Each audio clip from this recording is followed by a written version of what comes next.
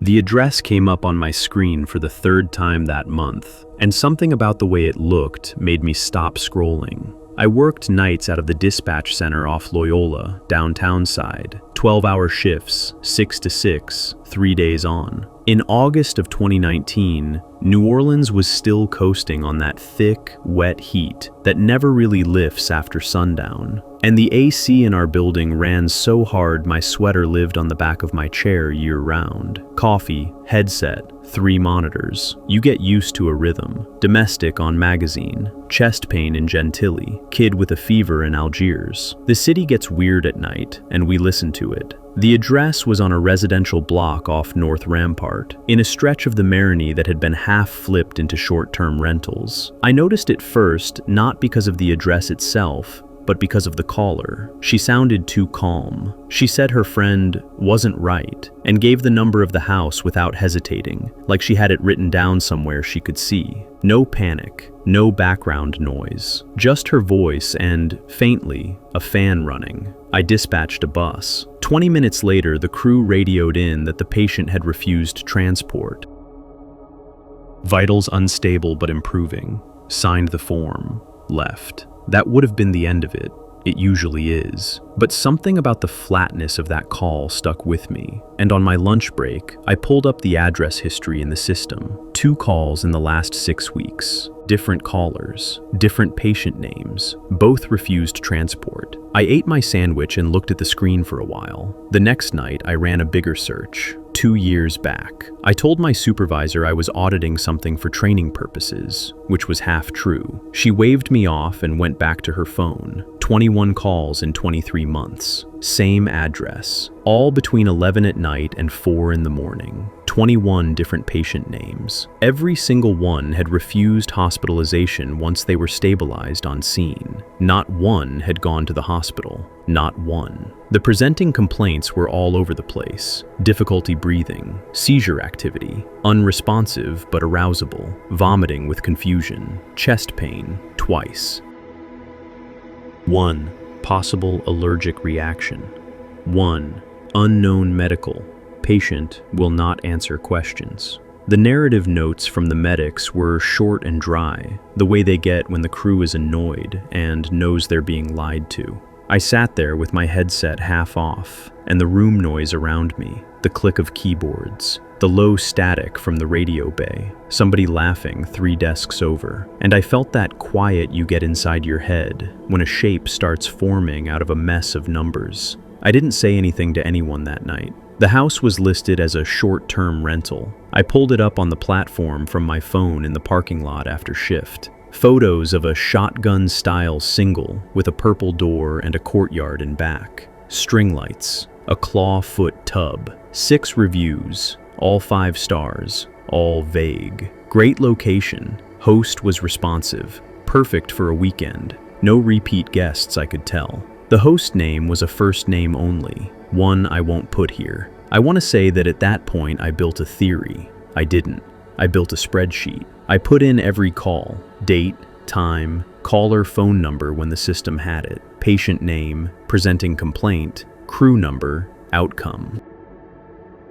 I did it at home, in bed, with the ceiling fan on, in a t-shirt, drinking iced tea out of a mason jar because I'd run out of clean glasses. Patterns showed up the second I sorted by day of the week. Fridays and Saturdays, every single one. The gaps between calls ranged from 9 days to about 6 weeks, never longer than that. The caller phone numbers, when they were there, were almost always different, but 3 of them repeated across the 2 years. 3 numbers, not 1, 3. The patient names weren't Louisiana names, mostly, or at least, they weren't repeat names in our system. I couldn't check DMV or anything like that, obviously. I'm a dispatcher. I answer the phone and I send the truck. That's the job. I started listening harder when calls from that block came in. Twice more over the next month, the address hit. Both refused transport. One caller was a man this time, breathing hard, but not because he was scared, because he'd been running. I asked one of the medics about it, casually, in the break room. Big guy, been on the trucks longer than I'd been alive, drank his coffee black out of a Saints mug that had lost most of its logo. I mentioned the address like I couldn't quite place why it sounded familiar. He looked at me for a second. Then he said, "That place. Yeah, we know it."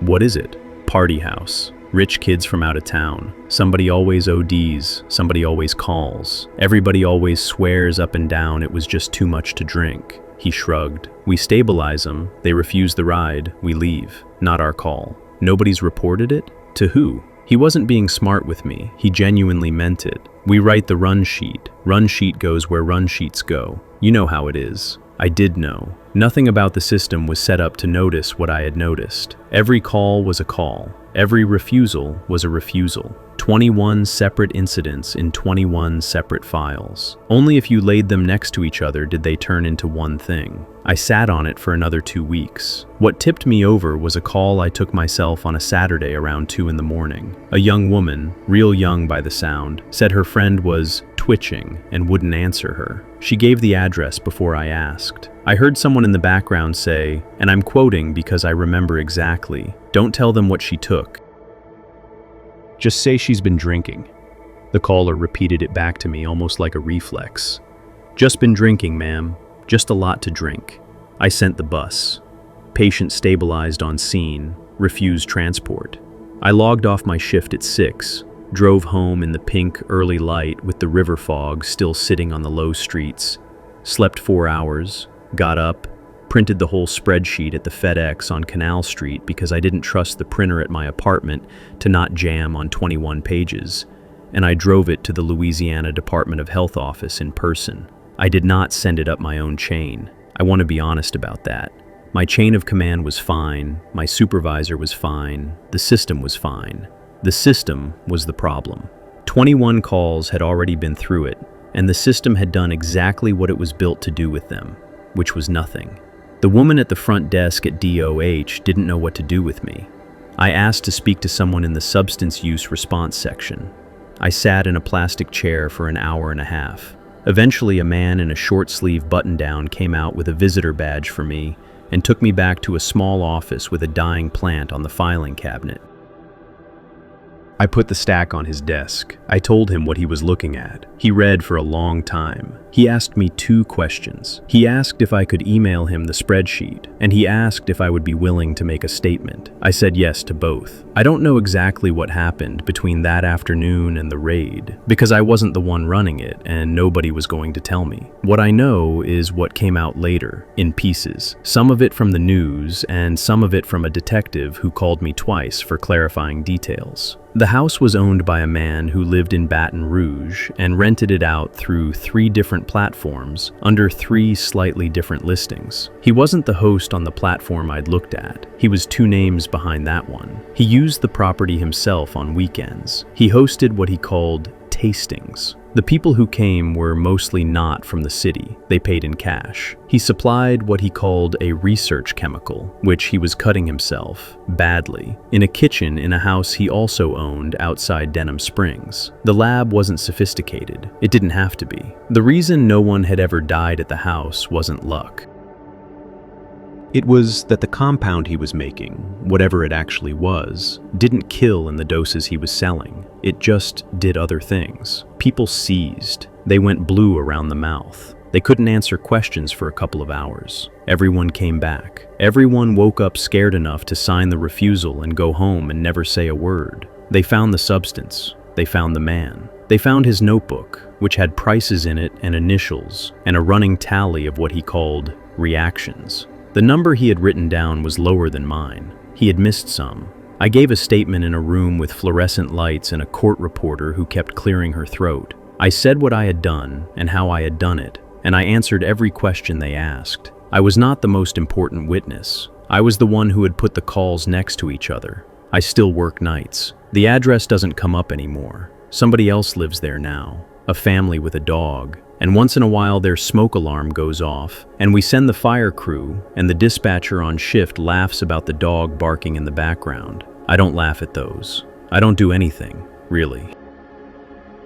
I just log the call and send the truck. That's the job.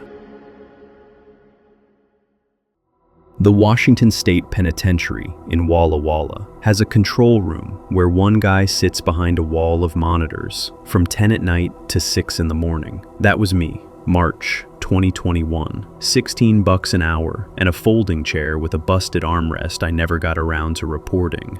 The control room is on the second floor of the admin building, behind a door with a keypad and a sticker for the corrections union that had been there longer than I had. 2 walls of screens, a radio unit, a landline that mostly rings from the front gate when a supply truck shows up. The coffee machine tasted like pennies, but it was better than nothing and everyone drank it. Most nights, nothing happens. That is the actual truth about the job. You watch grown men sleep. You watch the hallways empty out. You listen to the HVAC, and you eat whatever you brought in a Tupperware, and you try not to fall asleep because Bill, the shift supervisor, will absolutely walk in at 4 a.m. just to check. The camera I want to talk about was in solitary, cell IU-14. One prisoner in there, guy named Reyes on the tag. Been in the hole for something like 3 years by the time I started. I never asked what he did. You learn pretty quick not to ask, because the answer is either boring or something you did not want in your head at 3 in the morning. Reyes was quiet. That is the first thing. Some of the guys in solitary pace. Some yell. Some do that thing where they talk to themselves for hours and you have to keep the volume down or you lose your mind. Reyes just slept a lot. He would do push-ups in the afternoon, eat, read whatever they let him have, and by lights out, he was under the blanket and out. The camera in IU-14 is a fixed dome in the corner above the door. One angle. Covers the bunk, the toilet, the sink, the little bit of floor. No other entrance. The door is solid steel with a slot for the tray. When it opens, you hear it on the audio feed, and you see it on the corridor cam too because they are tied together on the console. The first time I saw it, I thought I had a dead pixel. It was maybe my 3rd week. Around 2:40 in the morning. I was cycling through the feeds like you do, half watching, and I clicked back to IU-14 because there had been a noise on the audio, some kind of shifting. Reyes was asleep on his side, back to the camera. And there was a shape standing at the foot of the bunk, not moving, not doing anything, just standing there. I leaned forward and looked at it for a good 10 seconds before I even registered what I was looking at. Because the door had not opened, I could see the corridor cam in the small window on the right, empty. The tray slot was shut. I zoomed the feed as far as it would go, which is not far. The shape was tall, head, shoulders, arms at its sides. It was not transparent. It was not glowing. It was not doing any of the stuff you would want it to do to make it clearly a ghost. It just looked like a guy standing in the cell, wearing dark clothes. No face I could make out because of the angle and the resolution. I did what anybody would do. I called down to the block officer, a woman named Kate who worked the graveyard on that side. I told her, "Hey, is somebody in IU-14? She said no. Everyone was accounted for at the last count. She sounded annoyed that I asked. I said, "Can you go look?" She went. She was gone maybe 4 minutes. On the corridor cam, I watched her walk down, open the observation slot on the door, look inside, close it, and walk back.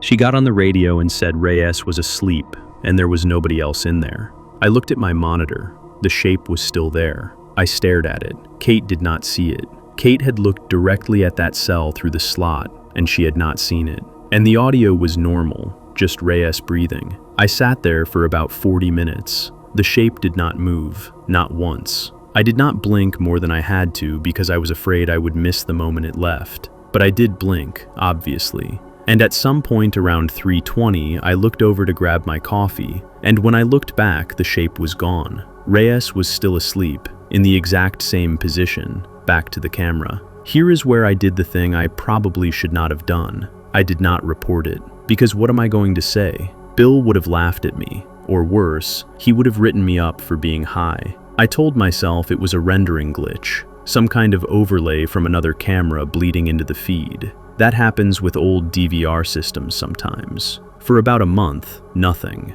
Then it happened again. A Tuesday, I think. Same cell. Different time, this one was earlier, closer to midnight.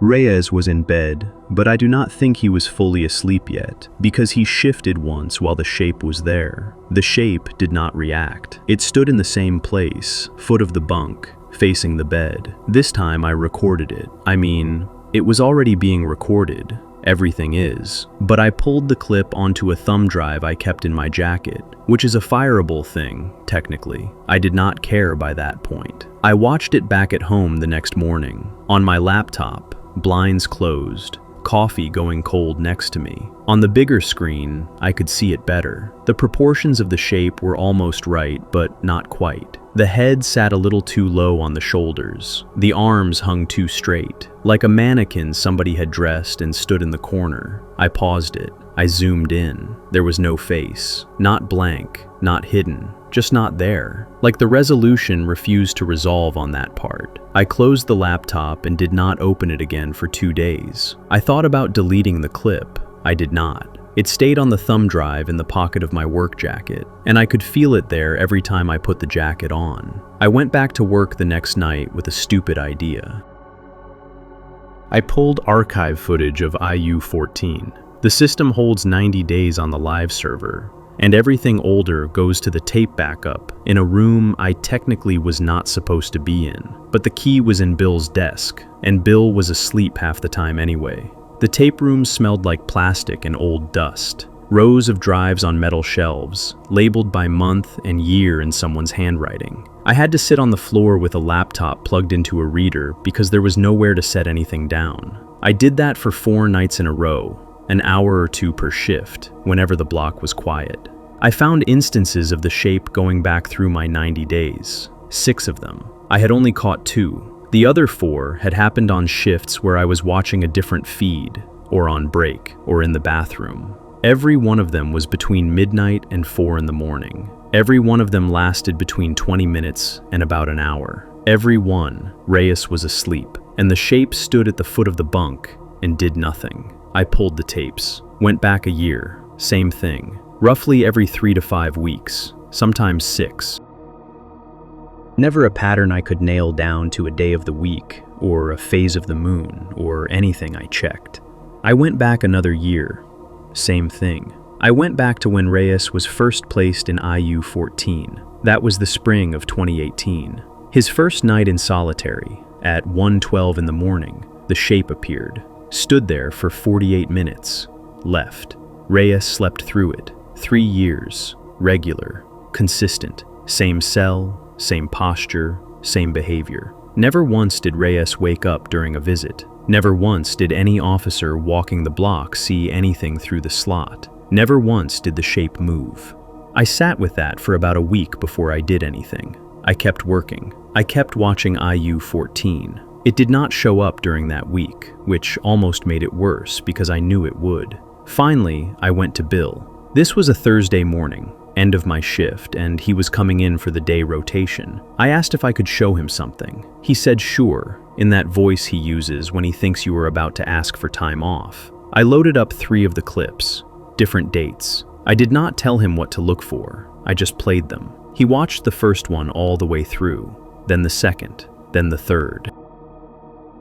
He did not say anything for maybe 30 seconds after the third one ended. He was chewing the inside of his cheek. That is a thing he does when he is figuring out what to say. Then he said, "It's a camera glitch." I said, "Bill, it's the same glitch in the same spot for 3 years." He said, "It's a camera glitch." He said it the second time flatter than the first. Not angry, not defensive, just closed. Like a door he was not going to open again. I asked if we could swap the camera out. He said the work order would have to go through maintenance and that IU-14 was not a priority. I asked if I should write it up. He said no, he would handle it. He took the thumb drive out of the console and put it in his pocket and told me to get some sleep. They never swapped the camera. I checked. Same unit, same serial number stenciled on the housing. Still there when I left the shift this morning. I still work the graveyard. I still cycle through the feeds. And every shift, the first camera I check is IU-14.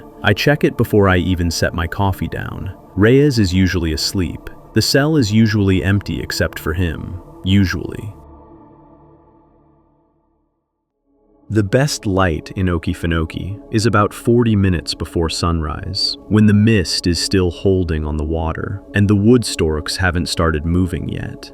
That's why I was out there in the first place. I'd been chasing a shot of a swallow-tailed kite over the cypress for almost 2 seasons, and October is the last real window before they push south. I was working out of a rental cabin near Fargo on the west side. Most photographers stay near the eastern entrance because it's easier, more boardwalks and access. I don't. I had a Gino, a small aluminum boat you can pull through 6 inches of water, and I knew a network of runs into a corner of the refuge most people never see. Officially, it's open to the public. In practice, you might see one other person a month. That morning, I put in around 4:30. Sky was still black, the frogs were loud, and my headlamp was on red so I wouldn't spook anything. I'd been out 4 days already and had maybe 2 frames worth keeping. I was tired. By first light, I was working a channel I'd scouted the season before. It bends behind a stand of pond cypress and opens into a shallow prairie of lily pads and grass. Kites like to hunt there.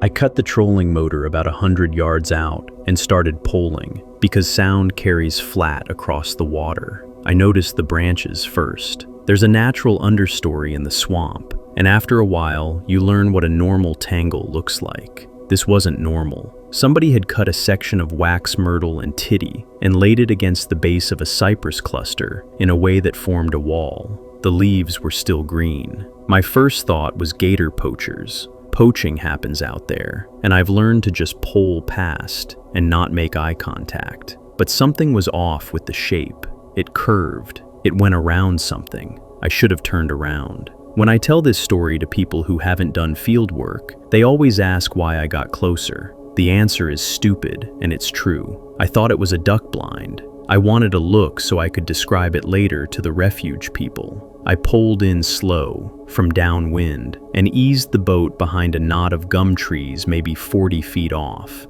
Under the branches were 3 John boats. Not 1, 3. Dark green, matte, no registration numbers on the bow. Somebody had dulled the reflective bits with spray paint. They were tied off to submerged roots so they wouldn't swing. The cover above them was engineered, actually engineered, with the cut ends of the branches pointed inward so no pale wood showed outward. I've hunted with careful men my whole life, and I've never seen a hide that clean. I lowered the pole into the water without letting it clack against the hull. That's when I heard the voice. Not loud, just a normal talking voice, maybe 70 feet through the trees, on a hummock of higher ground. A man. Then another man answering. I couldn't make out words, just the shape of a conversation, quiet and steady, like 2 guys at a work site. I had a 400mm lens on the camera. I raised it very slowly and used it to look, because I didn't want to move to get the binoculars out of the dry bag. There were 4 of them. One was sitting on a folding stool with a handheld radio on his knee. Not a GMRS thing you buy at Walmart. It had a stubby antenna and a curled cord going up to an earpiece. Another was standing with binoculars, glassing the north side of the hummock, away from me. The third had a rifle across his back on a sling, muzzle down. The fourth was crouched next to what I first thought was firewood. It wasn't firewood. It was 4 heavy canvas bags, the kind of thick tan material you see on military surplus, tied at the neck with cord. Stacked, not tossed. Whatever was in them had weight, because the bottom one was flattened where it met the ground. No fishing rods, no decoys, no cooler, no dog, no coffee thermos on a stump. None of the small human clutter a real camp collects in the first hour. Just the radio, the glass, the rifle, and the bags. I had a very calm, very specific thought, which was, I am not supposed to see this. I started backing the boat, Poling backwards is harder than forward, and every push wanted to knock the pole against the gunnel. I kept my hands loose and my breathing slow, and I watched the man with the binoculars, because he was facing my direction and hadn't turned yet. The lily pads dragged softly under the hull. To me, it sounded like a chainsaw. I got maybe 2 boat lengths back when the guy on the stool stood up. He was looking straight at me. I don't know what he saw. Maybe the barrel of the lens. He didn't shout. He didn't raise anything. He just turned his head toward the others and spoke, one short sentence, and the man with the binoculars swung around. I sat down in the boat. I did not put the pole in the water. I let the current, what little current there was, carry me sideways behind the gum trees, and I pulled my hat off so the brim wouldn't show over the grass. My hands were doing what they were supposed to do. My chest was somewhere else entirely. I heard one of them get into the water, not splashing, wading, the careful, measured push of a man who knows how to move in a swamp without making sound. There's a run behind that gum cluster that loops south and connects back to the main channel about half a mile down. It's shallow, and there's a spot where you have to get out and drag. I took it. I didn't use the trolling motor. I poled, and when the water got too thin, I stepped out and pulled the boat by the bow rope, walking bent over. My waders filled at the knee, and I didn't care. Under my pulse, I was listening for a second set of movements behind me, and I could not tell if what I was hearing was a man or a wading bird or my own boat. I never saw any of them again. I want to be honest about that. I don't know if the one who got in the water followed me at all, or if he checked the near bank and went back. I never turned around. Turning around felt like the worst possible thing I could do. It took me almost 2 hours to get back to the landing. I loaded the boat onto the trailer with my hands shaking so bad I dropped the winch strap twice. The parking area was empty. My truck was the only vehicle, exactly as I'd left it. And for some reason that made me feel worse, not better. I drove toward Folkestone because it was the direction of people. On 94, I pulled over at a gas station and sat in the cab for 15 minutes, trying to decide what I was going to say. I kept coming back to the bags. The bags were the part that made it not a story about poachers. The sheriff's office in the county seat is a small brick building next to a Baptist church. I went in around 11. There was a woman at the front desk eating a sandwich, and I told her I needed to talk to somebody about what I saw in the refuge that morning. She asked if it was an emergency, and I said no, not right now, but I thought it might matter. The sheriff himself came out. Older guy, gray mustache, calm the way rural cops are calm. He took me into a small office and asked me to walk through it. I did. The boats, the cover, the radios with the earpieces, the rifle, the bags, the man standing and speaking to the others. He didn't take notes. That's the thing I remember most clearly. He didn't take a single note. He listened all the way through, and when I was done, he looked at me for maybe 5 seconds without saying anything. Then he picked up his desk phone and dialed a number from memory. Not 911, not a radio, a number, 10 digits, straight through. He said his name, the county, and then, "I've got a fella here says he saw something out in the west section this morning. I think it's yours." He listened for about a minute. He said yes twice and understood once. Then he hung up. He looked at me and said, "Son, I want you to drive home. I want you to not stop for anything but gas. And I don't want you to tell this story to anybody. Not your wife, not your buddies at the camera club, nobody. Do you understand me?" I said I did. He walked me out to my truck himself. He didn't shake my hand. He stood in the parking lot with his thumbs in his belt and watched me pull onto the road, and he was still standing there when I checked my mirror at the light. I drove home. I didn't stop except once for gas in Waycross, and I paid inside with cash. I put the memory card from that morning in a drawer, and I have not looked at it. My Gino is still on the trailer. I have not been back to Okefenokee. I let the kite shot go. The part I can't get past is this. When I was giving my statement, I described the tan bags and how the bottom one was flattened. The sheriff's face didn't change. He didn't ask what I thought was in them. He didn't ask if I saw them move or if I saw them opened. He just nodded like I'd confirmed a thing he already knew and moved me along to the next detail. I think about that nod a lot.